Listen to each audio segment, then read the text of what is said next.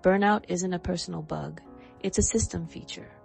Follow the incentives. Exhausted people click more, scroll more, buy more shortcuts. Notice how the praise you get is for endurance, not discernment.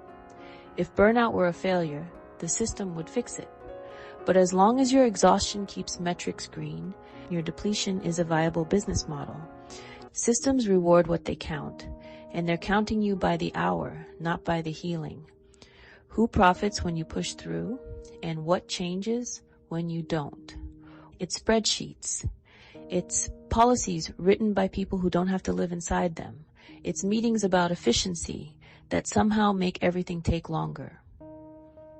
Not evil, just very comfortable with the cost landing somewhere else.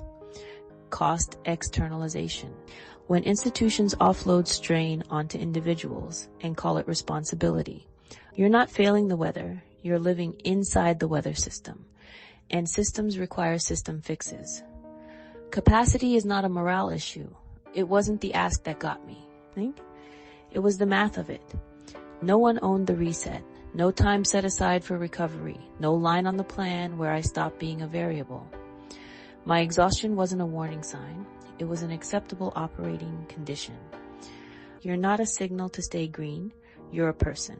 Take care. Transparency drifts into surveillance. Visibility becomes vigilance.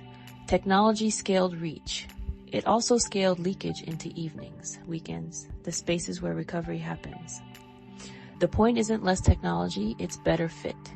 Tools should absorb heat, not radiate it. Set the tempo so humans can recover.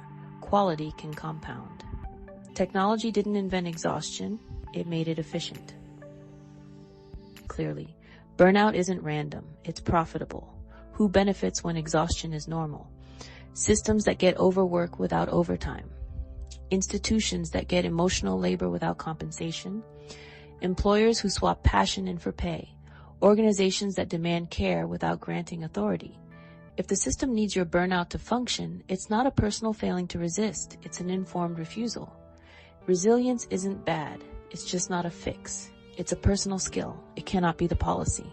Use it to heal, not to normalize harm. Resilience is often used to avoid redesigning systems.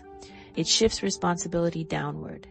If you break, it's because you didn't cope well enough, not because the load was unreasonable. What the data shows isn't a grit deficit, it's a design problem. Let's lighten this for a moment, not because it isn't serious, but because pretending it isn't happening makes us feel alone.